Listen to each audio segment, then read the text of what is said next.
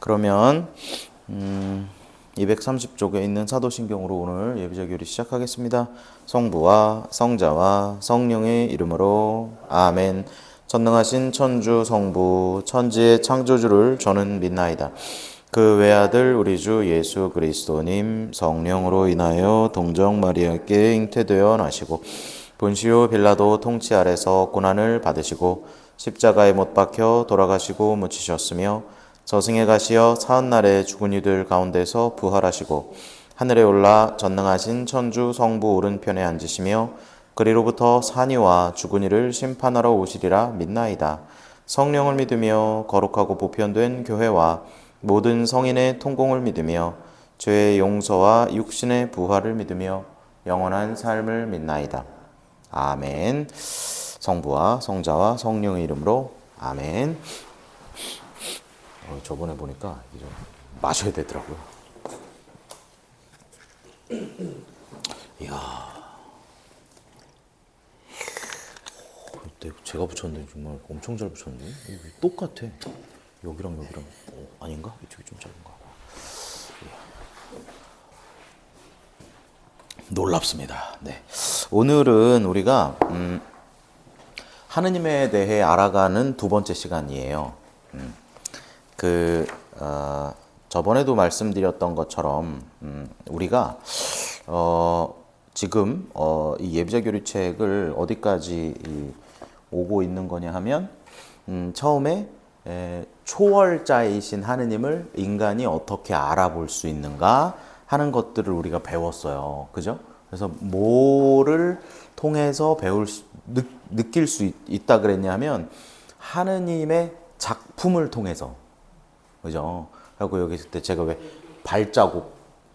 발자국을 보고 이 사람은 키가 어느 정도 되겠구나. 눌린 정도를 보고 체중이 어느 정도 되겠구나. 그런 것들을 우리가 이 찍힌 것들을 보고 그러니까 대자연의 하느님의 피조물들을 보고 하느님이 어떤 분인지 알 수 있다. 그리고 성경에 나와 있는 성경은 뭐라 그랬죠? 하느님께서 개입하신 인간의 역사, 그들의 문화와 언어 안에서 그들이 체험해내고 표현했던 하느님에 대한 이야기, 그런 것들을 통해서 우리가 알 수 있고, 성경 안에서 이렇게 이게 내용을 보면 예언자들을 통하여 예언자들이 하느님의 말씀을 막 이렇게 전달하는 그런 역할들 하죠. 그렇게 하느님이 어떤 분인가를 우리가 알 수 있었는데, 지난 시간, 이번 시간에는 그 중에서 특히 이 성경책의 굉장히 앞부분 창세기에 있는 내용들을 통해서 하느님께서 어떤 분이신지를 이렇게 다양하게 체험해 보는 시간.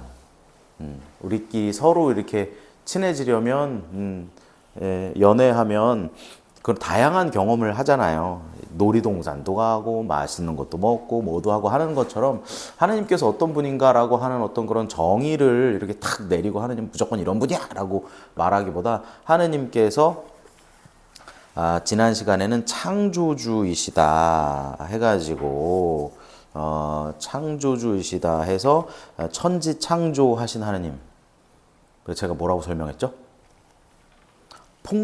온 세상이 폭력적인 창조설화를 가지고 있는 폭력적 문화 안에서 싸우지 않는 하느님, 누군가를 굴복시키지 않는 하느님, 누군가와 이렇게 싸우지 않는 그런 하느님의 모습, 그리고 이 절대자의 모습으로 말 한마디로 그렇게 모든 것들을 창조하실 수 있는 그런 하느님, 그리고 인간의 창조에서는 7일에 쉬셨다라고 하는 장면과 보시니 좋았다, 우리의 모상대로 만들자, 이런 내용들을 통해서 인간을 신보다 저급한 존재로 창조하거나 신들을 위한 어떤 이 허드렛 일을 하는 존재, 이런 것들로 창조되지 않았다. 하느님의 모상대로 창조되었기 때문에 또한 우리가 이렇게 힘들거나 괴롭거나 이렇게 어떤 이 길을 찾기 힘들 때 하느님 방향으로 우리가 갔을 때 진정한 위로를 얻을 수 있다, 이런 것들도 함께 살펴봤습니다. 그리고 인류의 타락 장면에서는 하느님처럼 되고 싶다라고 하는 어떤 그런 이야기들, 하느님처럼 되고 싶다. 저건 선이고 저건 악이야. 이건 맞는 거고 그건 틀린 거야. 라고 하는 어떤 그런 그 안에서 우리의 죄악이 시작되는 그런 장면들도 살펴봤고, 그렇게 영원한 시간 속에서 선에 있던 사람들이 영원의 시간 속에서 악이 되어버리니까 하나님께서는 어떻게 하셨다고요? 그들을 심판하여 구원의 지위에서 내치신 것이 아니라 다시 한번 기회를 주시느라고 시간이라고 하는 시공간으로 그들을 밀어내셨고, 그래서 우리가 이렇게 세상 끝날이 되면 다시 하느님 품으로 돌아가는 우리의 운명을 우리는 가지고 있다. 그래서 그 이후에 뭐랄까, 에덴 동산에서 뛰어놀던 아담의 모습과 에덴 동산에서 이 본인이 하고 싶은 대로 이게 뭔가 이렇게 하고 있던 이 선악과를 따먹던 아담의 모습이 두 가지로 갈라져서 두 아들 카인과 아벨이 등장하게 되어 우리는 카인의 자손인지 아벨의 자손인지 내 안에 그 두 가지 모습이 공존하고 있다라고 하는 것들도 우리가 살펴보았습니다. 그렇게 하느님께서 세상을 창조하시고 그들이 계속해서 아벨의 자손만 있는데도, 이 노아의 방주를 통해서 아벨의 자손만 남겼는데도 또 바벨탑으로 타락하고 이런 것들을 보시면서 하느님께서는 전 세계를 다 물로 쓸어버리고 정화하시는 어떤 이런 작업을 하시기보다 한 사람을 통해서, 아브라함 한 사람에게 개입하심으로 인하여 그를 바꿔 놓으심으로 시작하여 온 세상에 당신의 그 계획을 펼쳐 나가시는 작업을 시작하셨다라고 지난 시간에 배웠습니다. 오늘까지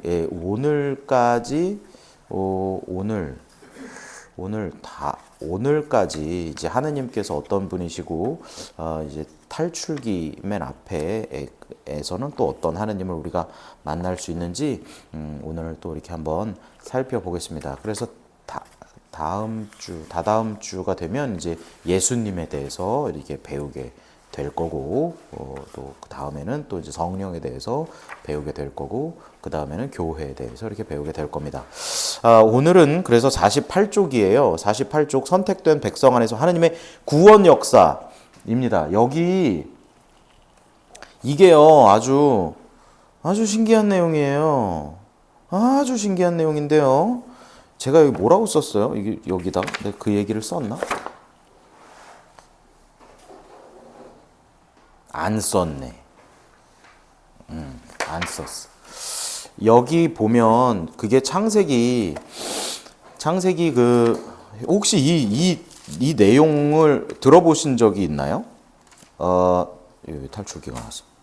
창세기 그게 37부터 시작하는 내용인데요. 37. 창세기 37.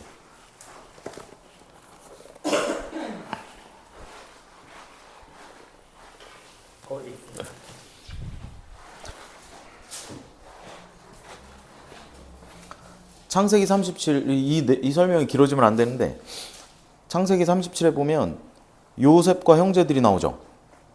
그 요셉의 아들이 몇 명 있는지 아세요?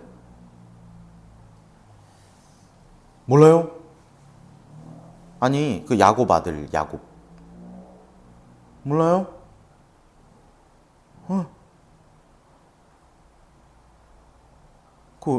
아니, 야곱이요, 야곱, 여러분. 에사우 동생 야곱이요. 몰라요? 아니, 왜 나를 그렇게 쳐? 아니, 이삭에게, 예? 이삭이 누군지는 아시죠? 이삭. 네, 그 이삭한테 이제 그 레베카라는, 이삭 레베카 있잖아요. 부인이잖아요, 부인. 내가 이상하다. 내가 다른 데를 얘기하고 있나? 그럴 리가. 맞잖아요. 제가 빨리 설명드릴 테니까 그럼 잘 쫓아오세요. 내가 이거 5분 만에 빨리 설명해야지. 자, 이삭은 누구냐면 아브라함의 아들인데요.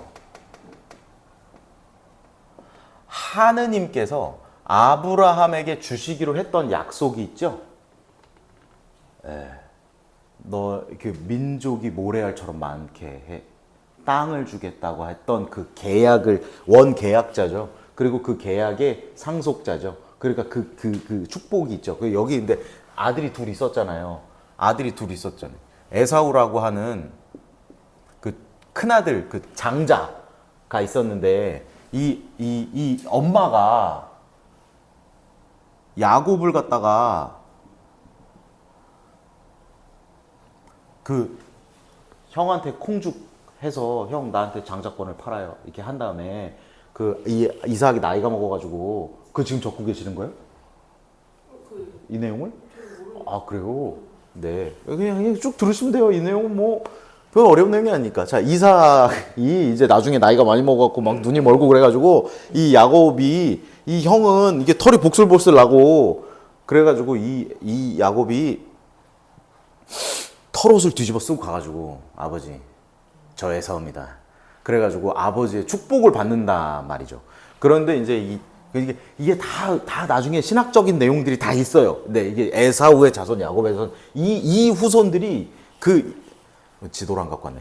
이 후손들이 나중에 이렇게 다 살아요. 어디 다 살아요. 예. 그런데 어쨌든 이 야곱이 그렇게 하니까 에사우가 내가 너 죽여버리겠어.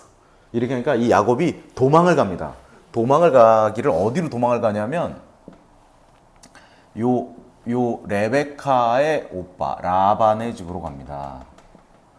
라반의 집으로 가는데요. 가다가 우물가에서 예쁘게 생긴 아가씨를 만나요. 그 이름 라헬입니다. 그래서 이 라반 맞잖아요. 다시 도망가서 라반 맞잖아요. 그래서 라헬과 결혼을 하겠다 그랬더니 라반 뭐라 그랬죠? 네?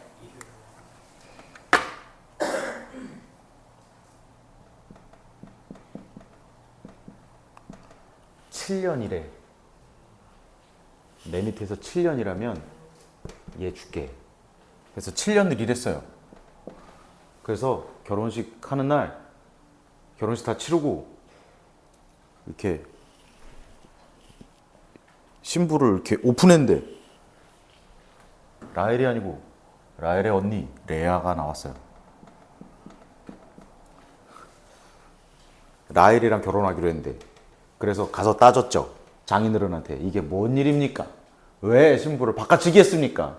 우리 집에는 동생을 언니보다 더 먼저 시집 보내는 일은 없다네. 그러면 라헬을 얻으려면 어떻게 해야 됩니까? 7년 더 일하게. 그래가지고 7년을 더 일했어요. 이게 적을 만한 내용은 아니라니까요. 하여튼 그래가지고 좀 띄어서 써야 돼요. 그래가지고 레아 7년, 라헬 7년, 그렇게 7년씩 14년 이래가지고 이게 부인이 둘이 됐어요. 둘이. 자, 그럼 여러분 상상해 보세요. 야곱은 이 둘 중에 누굴 더 이뻐할까요? 그렇죠? 그러니까 지금 여기서 이 일이 벌어졌다니까요. 여기에 보면 여기에 이렇게 있잖아요. 여기 이 앞에 뭐야?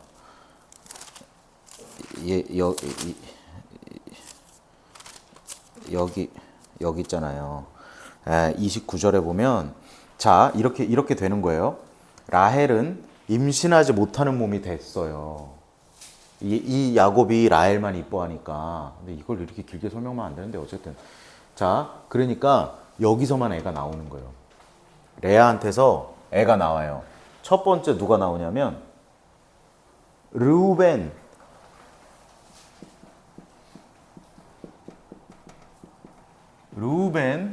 뜻이 거기 써 있죠. 32절 29장 32절 주님께서 나의 괴로움을 보아주셨구나.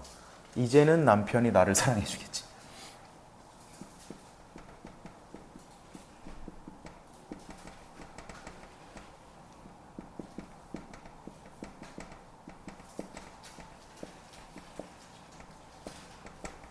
그 슬픈 아들이죠? 이 레아한테서 난 아들이에요. 이게 첫째 아들이 르우벤. 그런데 얘는 아직 얘라 그러면 안 되지. 라헬을 아직 못 낳고요. 그 다음에 둘째를 또 낳아요. 그거 보세요. 둘째 누구? 시메온. 뭐라고 써 있어요 거기? 이제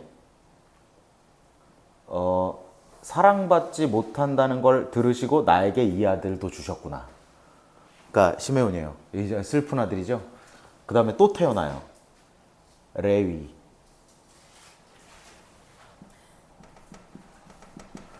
이 아들 이름은 이래요. 이제 셋이나 낳아줬으니 이제 나에게 매이겠지. 그 넷째 유다가 나와요. 이렇게 나와요. 여기 4명까지 나와요. 4명까지 나오니까 라헬이 찾아가요. 왜 나한테선 아들 안 낳아줘? 당신이 여기 2절 죽어버리겠어요. 나한테서 아들 안 낳아주면 죽어버리겠어요. 그랬더니 당신이 애를 못 낳는데 내가 어떻게 당신이 애를 낳냐고. 그랬더니 내 몸종 빌하가 있잖아요. 빌하한테서라도 아이를 낳아줘요. 그랬더니 빌하가 몇 명 낳아요. 몇 명 낳아요. 그랬더니 여기 몸종 빌하한테서 애들이 나왔어. 그랬더니 레아가 뭐라 그래요? 가서 나도 몸종 있는데 지파라는 몸종에게서 아들이 나와요. 그래서 자 여기 보면 여기 4명에다가 여기서 나온 아들들, 여기서 나온 아들들 이름 다 쓰지 않겠어요. 시간이 없으니까. 거기까지 해서 총 몇 명이 나왔냐 하면 10명이 나왔습니다. 10명이 나왔습니다. 그러고 나서 드디어 시간이 많이 지나가지고 이거 어디 갔나? 이거 어디 갔나? 이거 어디 갔나? 이거 다 나왔는데? 어디 갔어? 여기 있다. 30장 23절 4절 22부터 24까지 드디어 하느님께서 나의 수치를 없애주셨구나. 드디어 라헬에게서 첫 아들이 탄생되는데 그 이름이 그 유명한 요셉입니다. 그리고 한 명 더 베냐민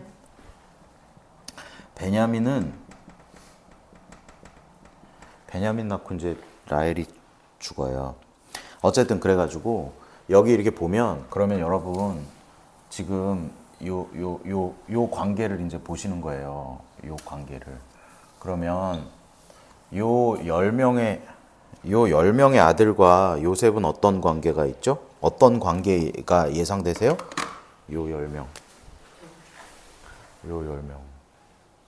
여러분 요 10명이 요셉을 만약에 시기 질투하고 미워했다 그러면 이들이 나쁜 사람들일까요? 나빠요? 여기? 나쁜 놈들 그래도 동생인데 그런 생각이 드세요? 아마 가만히만 있었어도 저 사람들이 그렇게 그렇지 않았을 텐데 여기 보면 37장에 보세요. 37장 4절 보세요. 게다가 이 야곱이 가만히 있잖아. 이 야곱이 자꾸만 요셉만 이뻐하는 거예요. 나오자마자 옷을 지어 입히고 긴 저고리 지어 입히고 그러는 거예요. 그러니까 이 10명이 사실은 이게 참 재밌는 게 만약에 이게 한 명이었고 요셉이 동생이었다 그러면 이제 카인과 아벨처럼 됐겠죠. 그런데 이제 집단이 나왔잖아요. 집단이. 그러니까 이게 집단적으로 이제 이 친구에게 폭력을 행사하기 시작하는데 사실은 제가 느끼기에는 이들도 사실 할 얘기가 있기는 있어요. 아버지가 너무 얘만 이뻐했잖아. 그렇죠? 그러니까 그래서 이 요셉을 죽이기로 결심합니다. 그런데 맨 큰형 루벤이 죽이지는 말고 팔아 넘기자. 그렇게 해갖고 얘를 팔기로 결정합니다. 얘를 팔기로 결정해가지고요. 미디안 상인들한테 은전 20립. 그 은전 20립은 무슨 돈이라고 그랬어요, 제가? 예수님은 얼마에? 예수님은 은전 30립. 얘는 은전 20립. 은전 30립은 제가 저번에 설명드린 바대로 우리 집 소가 남의 집 종을 바쳐 죽였을 때 소 주인이 그 종 주인에게, 노예 주인에게 노예의 값으로 지불하는 돈이 은전 30립. 이건 이제 어린이여가지고 아마 30립도 못 받았나 봐요. 20립에 팔려갔습니다. 그래가지고 이 요셉이 가서 포티파르의 아내 만나고, 포티파르 아내는 권력자죠. 요셉한테 자기랑 같이 불륜을 저지르자고 했다가 요셉이 싫다 그러니까 되려 상황을 역전시켜서 저놈이 나를 예, 범하려고 하였다 해가지고 억울하게 고발해갖고 옥에 가두는 거죠. 자, 그러면 요셉 입장에서 보세요, 여러분. 이들에게도 어떤 의미가 있기는 있지만 지금 요셉 어린 요셉이 그럼 그 구덩이에 들어가가지고 옷은 피 묻혀가지고 아버지한테 갖다 줬고, 여러분이 이 요셉이면 느낌이 어때요? 내가 뭐 그렇게 낳고 싶어서 낳나, 뭐 아버지가 나를, 그럼 아버지가 이뻐하는데 그럼 안 돼요 이럴 수도 없고. 어쨌든 그런데 이 요셉이 나와갖고 첫 번째 억울한 일을 당했죠. 그리고 이 포티파르의 아내 두 번째 억울한 일 또 당했죠. 그 다음에 여기서 제빵시종하고 헌작시종을 만나요.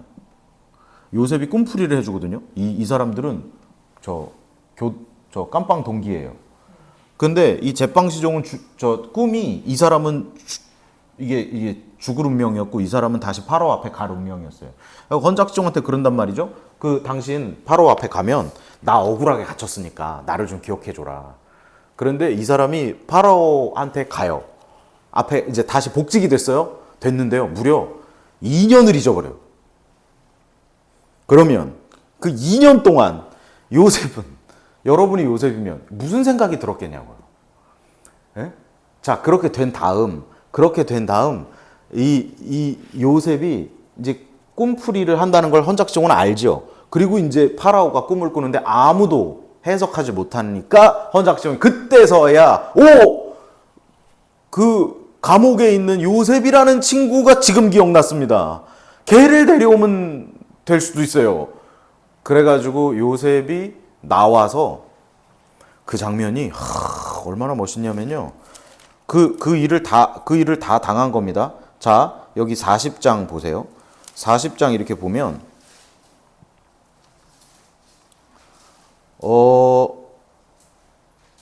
아니다. 예, 파라오가 이제 자, 여기 보세요. 41장 10절 오늘에야 제 잘못이 생각납니다.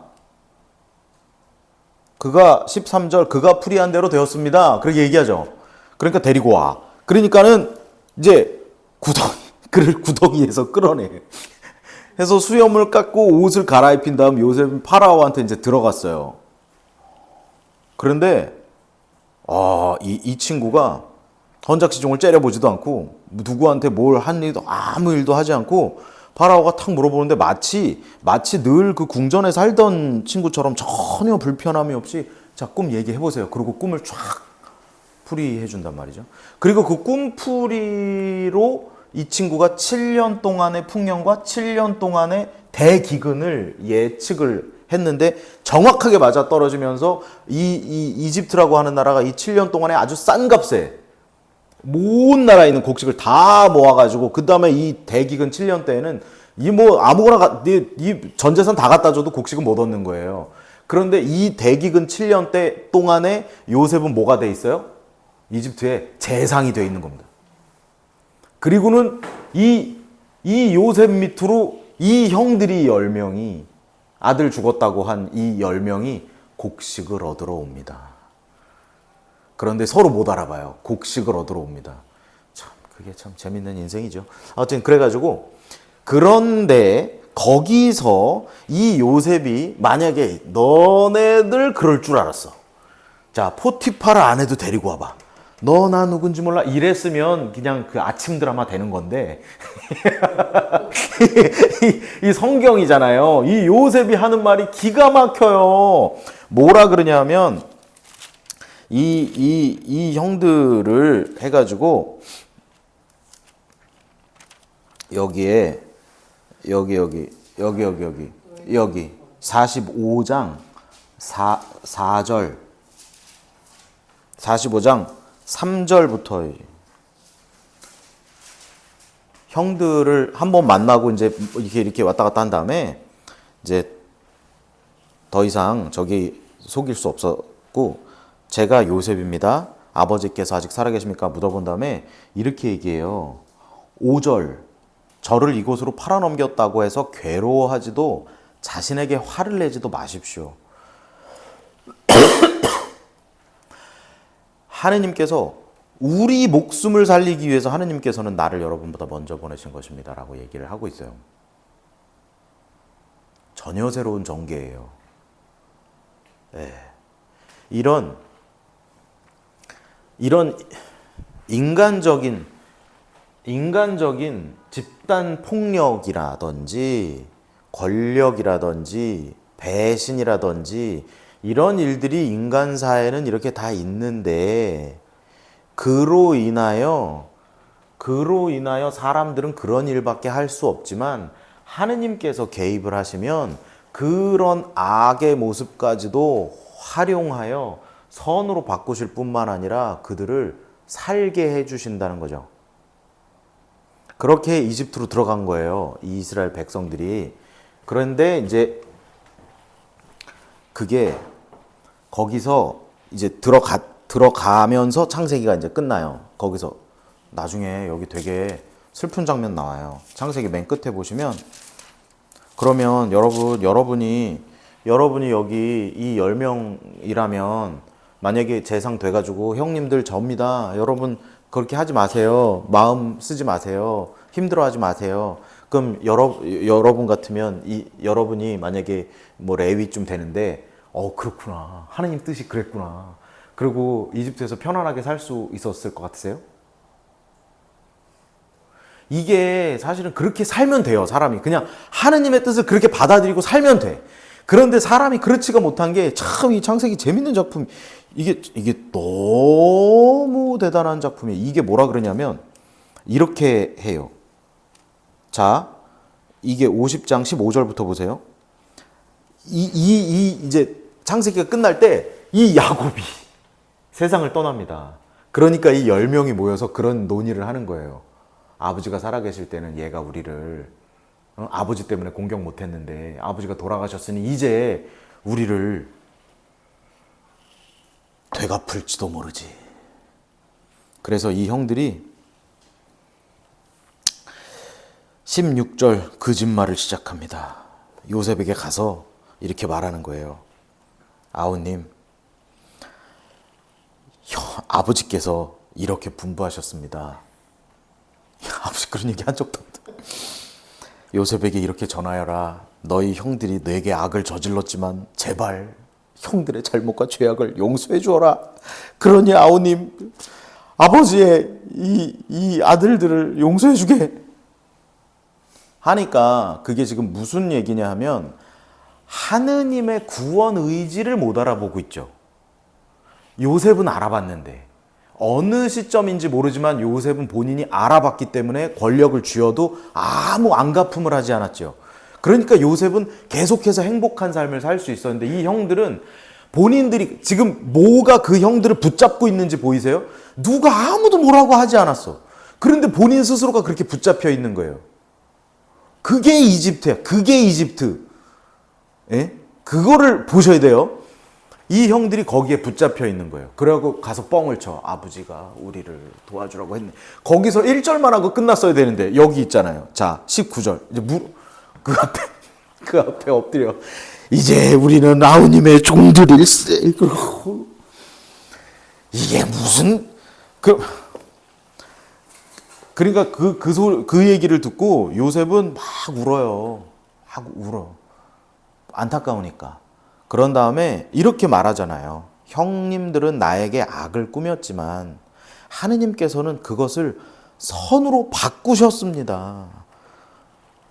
그것은 우리를 살리기 위한 큰 작업이었고 내가 먼저 그 일에 동참하였고 그 일은 여러분 모두를 위한 일입니다라고 요셉은 이야기하고 있는 거예요. 형님들 그 마음의 짐에서 벗어나세요. 거기서 나오세요. 거기서 탈출하세요. 그게 틀이에요. 그걸 알아들을 수 있으면 이제 아무것도 설명할 필요가 없는 거예요.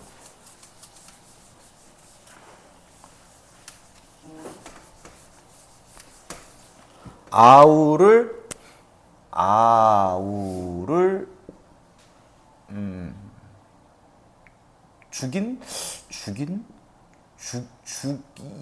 죽이려 했던?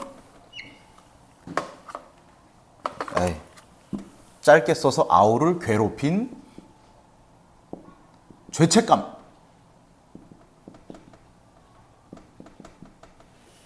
이렇게 쌓여 있는데 야곱이 요셉이 나오세요 이렇게 얘기하고 있다는 거예요 지금. 자, 거기서 우선 한번 나오세요가 되었습니다. 제가 그래서 그 강의록에 뭐라고 썼냐면 이거는 저는 이분을 만난 적은 없어요. 그런데 제가 교정사목 그 전국 모임에 갔는데 수원교구 신부님 두 분인가 계신데 두 분이 다 이분을 본 거예요. 이분이 아주 유명한 분이래요. 굉장히 유명한 분이었는데 이분이 자기 딸을 죽였어. 이분이 자기 딸을 왜 죽였냐면 자기 딸이 자살 시도를 매일 하는 거야.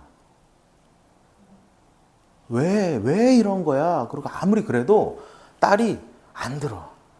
그리고 엄마 제발 나 좀 죽게 해줘. 나 죽게. 나 죽을 거야. 나 살아서는 아무 희망이 없어. 무슨 우울증이 걸려갖고 애가 맨날 자해를 하고 애가 맨날 자살 시도를 하다 맨날 실패하고 막 몸이 막 만신창이가 되고 하니까 이 엄마가 공무원인가 그랬는데요. 이 엄마가 어느 날 그런 생각이 드는 거예요. 내가 내 딸을 사랑한다면 저 바람대로 해줘야 되지 않겠나. 언제까지 내가 맞다고 쟤를 저렇게 계속 매일 저렇게 자살 시도하는 애를 내가 언제까지 이렇게 데리고 살 수 있을까. 내가 원하는 대로 해줘야 되지 않겠나. 그런 생각을 해가지고 딸을 죽이고 자기도 죽으려고 동반 자살을 시도했는데 딸은 죽었고 엄마는 살았어. 이 엄마가 그리고 교도소에 와가지고 이 엄마가 이제 뭘 하는 거예요? 엄마가 맨날 자살 시도를 하는 거야. 근데 자긴 죽어야 되니까 맨날 자살 시도 하는 아줌마로 유명했대요. 그래갖고 신부님들이 가서 봤는데 얼굴이 흑빛이더래. 흑빛. 사람 사는 게 아니지. 그거는. 나는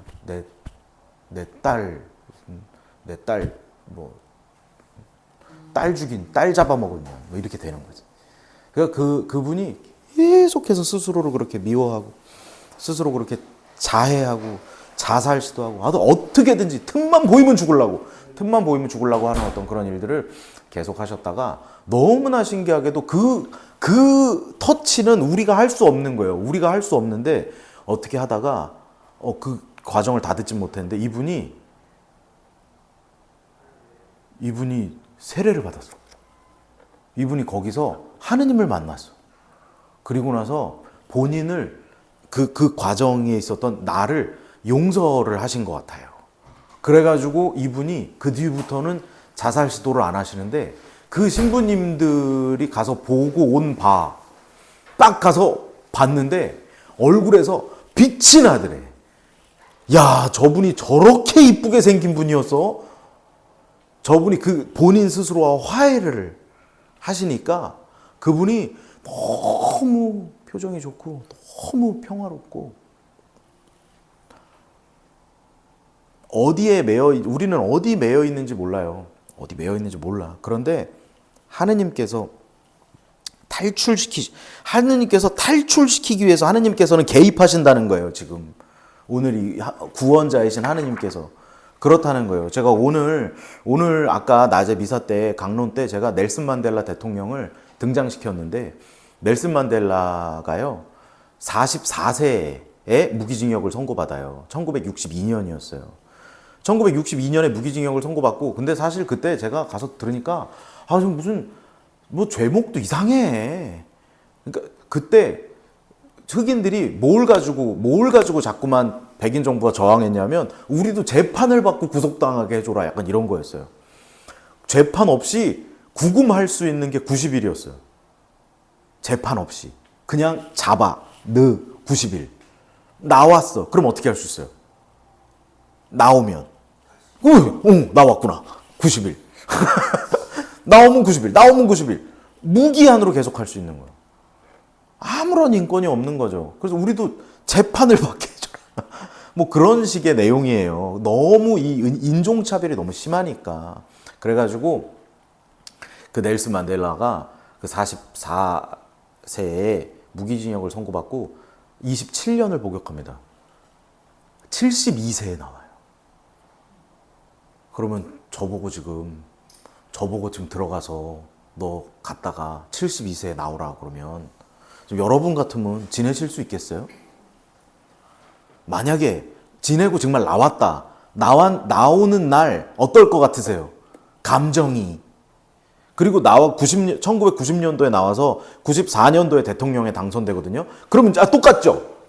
내 칼자루 쥐었죠? 그럼 그 다음에 어떻게 했을 것 같으세요? 그런 거예요. 그런데 그 본인 스스로를 올가매는 이 분노를 가지고 억울함을 가지고 살아낼 수 없는 세월 27년을 그 넬슨 만델라는 감옥 안에서 희망을 본 거예요. 그 희망을 보고 매일매일 이 사람은 나갈 준비를 매일 그 노인이 매일 그 안에서 운동하고 매일 책 읽고 그렇게 했다 그래요. 그래서 90년도에 출소하는 장면을 보면 절대 72세처럼 안 보여요. 활짝 웃고 있어요. 활짝 웃고 나와서 그리고 이제 그 아프리카 민족주의 당 창당해가지고 그래갖고 이제 백인 정부하고 이제 이런저런 얘기하다가 94년도에 당선되고 백인들은 무척이나 무서워했다 그래요. 근데 아무에게도 보복하지 않고 자기를 그렇게 잡아넣었던 사람들을 이 내각에 등용해서 우리는 무지갯빛 나라다. 우리는 함께 살아야 된다. 라고 하면서 그 통합과 화합을 위해서 평생 그렇게 사시다가 95세까지 사셨어요.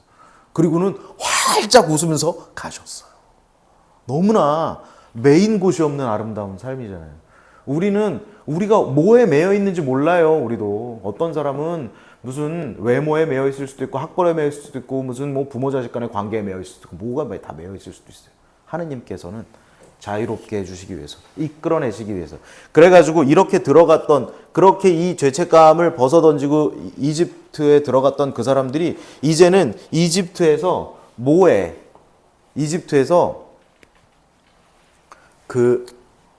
여기가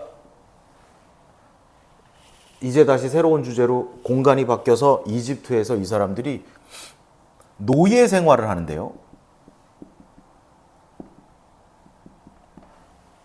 스토리는 그래요. 이 사람들이 인구가 많이 늘어나니까 이제 저 파라오가 저 이집트 사람들이 이 사람들을 노예로 했다.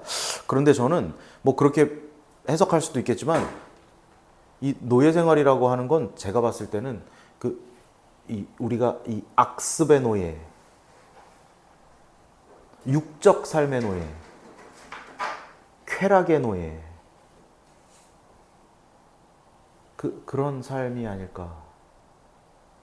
그러니까 이집트에서 모세를 통해서 하느님께서 이 백성을 이끌어내셨다라고 하는 게 옛날에 그런 일이 있었겠구나라고 생각하실 게 아니라, 하느님께서 오늘 나를 부르고 계시는구나.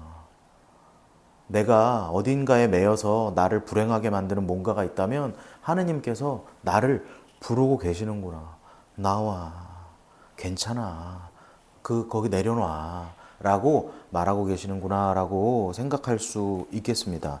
그래서 하느님께서는 구원 역사가 거기서 시작이 되는 거고요. 그래서 이 하느님께서 불타는 떨기나무 대목에서 이 모세를 부르십니다. 거기 탈출기 3장 14절. 탈출기 3장 14절. 자, 이거 기출 문제 말씀드릴게요, 여러분. 자, 이건 뭐라 그랬죠? 이거는 창세기 1장 2절. 그렇죠? 그죠? 두 번째 문제. 자,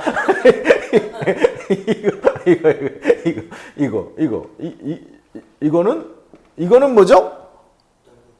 이거는 탈출기 3장 14절. 이 두 개는 무조건 나와요. 무조건 나와. 이거 뭐라고요? 이거 피에타라고. 이거 하느님이 이 돌에다 대고 뭐라 그런다고요? 얘 무시하지 마. 얘가 세상을 놀래킬 거야. 여기서는 있는 나. 하느님께서 처음으로 당신의 이름을 말씀해 주시는 장면입니다. 하느님께서 당신이 어떤 분이신가를 모세를 통해서 온 인류에게 밝히시는 장면입니다. 그분이 하느님, 제가 가서 저를 보내신 분을 누구라고 말을 해야 될까요? 그럼 제가 가서 뭐라고 얘기해야 돼요? 그랬더니 하느님께서 있는 나께서 나를 너희에게 보내셨다 하여라. 있는 나께서, I am께서, 어제도 나, 오늘도 나, 내일도 나께서, 아브라함 때도 아브라함의 하느님, 야곱의 하느님, 요셉의 하느님께서 변함없이 계시는 그분께서 너를 보내셨다 하여라. 그리고 거기서 이제 책에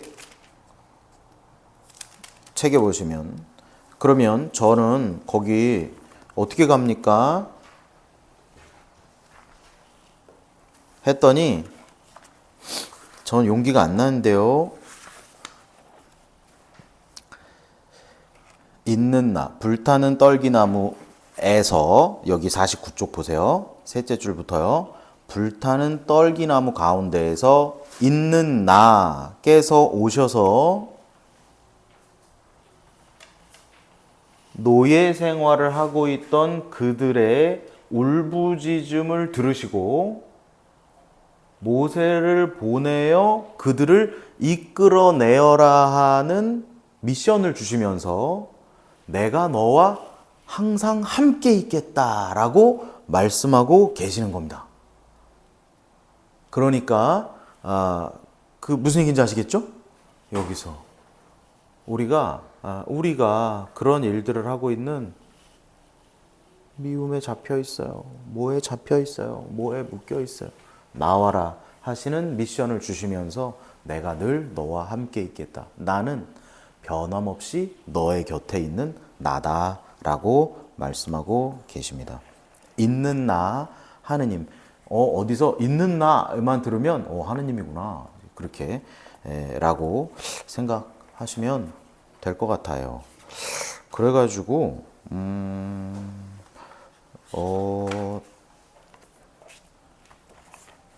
그 51쪽 보시면 그렇게 파견된 모세가 파라오를 가서 이제 만나요. 파라오를 가서 만나가지고 이 내용을 전에 제가 10가지 재앙을 한번 설명해 드리지 않았나요? 그죠? 10가지 재앙을 쭉 물을 피로 바꾼 것부터 해가지고 쭉. 그게 다 뭐라고요? 그 10가지가 다 뭐였어요? 10가지가. 내가 하느님 말고 내가 믿고 있는 것들. 그죠? 농경사회에서 물이 최고 아니에요. 물신 있을 수 있었죠. 예. 가축은 뭐였죠? 가축은 재산. 그런 것들이 다. 예. 그런 여러 가지 것들을 다 믿고 있던 사람들에게 나 이거 믿어가지고 하느님 필요 없어라고 하는 사람들에게 그걸 하나씩 다 포기를 시키는데 놀랍게도 이 죄악의 이 끈질김은 그것을 그 앞에서 그게 불편함이 오면 안 하겠습니다 라고 말했다가도 금방 다시 한다는 거죠. 금방 다시 하다가 결국 목숨이라고 하는 내 목숨도 아니야. 내 아들의 목숨. 맞배를 치시는 그 장면에서 이제 파라오가 두 손 두 발 다 들었는데 그렇게 끝날 줄 알았는데 어떻게 하죠? 파라오가 병거를 들고 쫓아옵니다. 마치 복음 말씀에 마귀를 쫓아 깨끗해진 집을 보면 더 힘센 마귀 7을 데리고 들어올 거야 라고 했던 예수님 말씀처럼 죄악이라고 하는 것도 우리가 내가 이제 나 고해성사 봤어. 이제 나 피정했어. 나 지금 좋아. 그러면 병거를 들고 쫓아온다. 병거를 이끌고 뒤에서 파라오가 쫓아오는데 앞에는 엄마 홍해 바다가 있어가지고 난 꼼짝없이 죽었네 라고 하는 순간에 무슨 일이 벌어져요? 홍해가 열려 마른 땅을 밟고 지나가고 뒤에서 병거를 들고 쫓아오던 파라오는 수장되어서 물로 깨끗이 정화하시는 하느님이라고 볼 수도 있지 않을까 그런 생각을 해봤어요.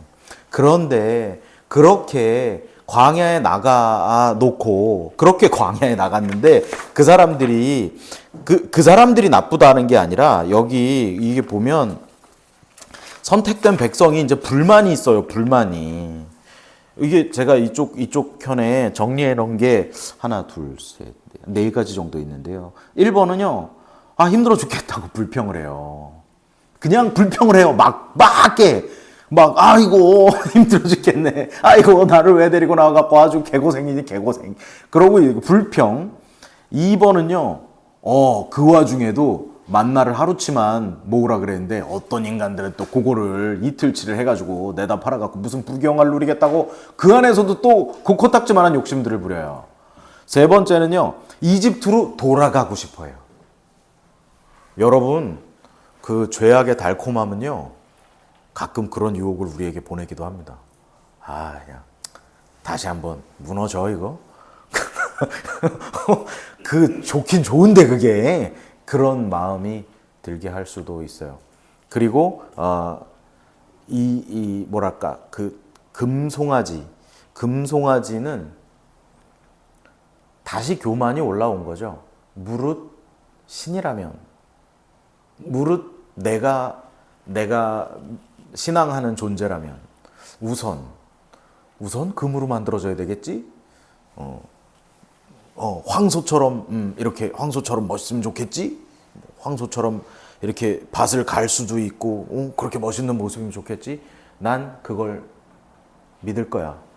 이끌어내신 하느님이 낮에는 구름기둥, 밤에는 불기둥으로 앞뒤를 지켜주시고 굶을까봐 하늘에서 만나를 내려주시고 바위를 쳐갖고 물을 해갖고 그걸 먹고 그걸 마시고 산 백성이 어떻게 거기에 대한 생각은 안 하고 역시 금송아지가 그런 모습을 사람들이 보이는 것이 제가 해석하기로는 이것이 인간의 본성이다. 광야에서 사는 이스라엘 백성들은 본인 집에 사시던 이집트의 삶과는 다를 수밖에 없고 거칠 수밖에 없고 어려울 수밖에 없어요. 신앙의 여정은 그런 길이다. 까끌까끌한 길이다. 누구든지 자기 십자가를 지고 나를 따르지 않으면, 그 좁은 문을 통과하지 않으면, 그렇죠? 우리가 사실 하느님께서 이렇게 따뜻한 분, 우리를 구원하시는 분, 이끌어내시는 분, 우리를 자유를 주시는 이런 것만 맨날 설명을 하면 인간의 이 상상력으로 굉장히 그 구원을 넓게 생각할 수도 있어요. 대충 살다가 나중에 내가 정말 죄송합니다. 그러면 나도 한 60부터 다니면 되는 거 아닌가? 그런 어떤 그런 생각들 한 사람들이 있었어요. 예전에. 그래가지고 그 문자 그대로 해석해가지고 세례 받으면 어떻게 돼요? 모든 죄가 씻겨 내려가죠. 아무 죄가 없어지죠. 그래서 옛날에 세례를 언제 받았어요? 죽기 직전에 세례 받으려고 작전을 짰다가 죽기 직전에 못 받고 돌아가시는 안타까운 일이 벌어졌어요. 그래서 그 다음에는 어떻게 했어요? 우선 한번 받아. 재세례파. 죽기 전에 또 받아. 그럼 구원받겠지? 그거는요, 이런 뜻을 이해하려는 자의 그게 아니라, 이집트에 들어가 다시 앉아가지고, 그 모세 연락처 알아가지고, 나 죽을 때쯤 데리고 나가. 오케이.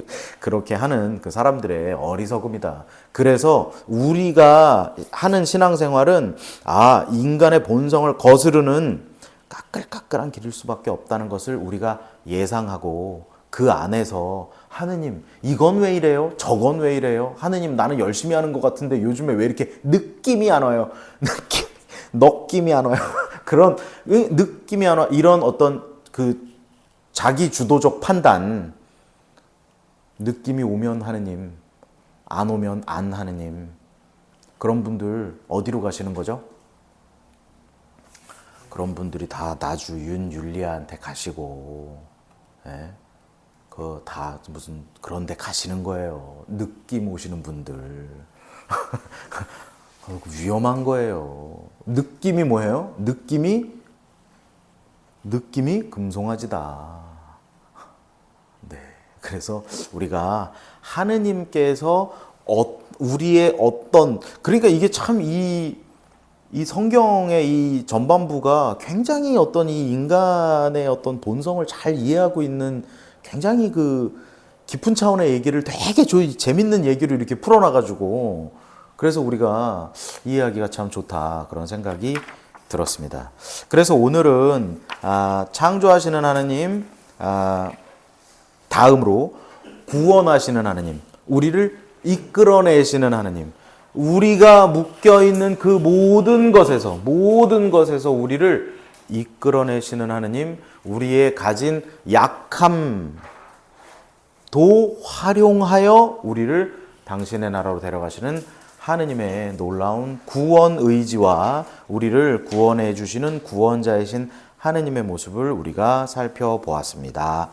영광송으로 마침 기도하겠습니다. 성부와 성자와 성령의 이름으로 아멘. 영광이 성부와 성자와 성령께 처음과 같이 이제와 항상 영원히 아멘. 성부와 성자와 성령의 이름으로 아멘. 수고하셨습니다.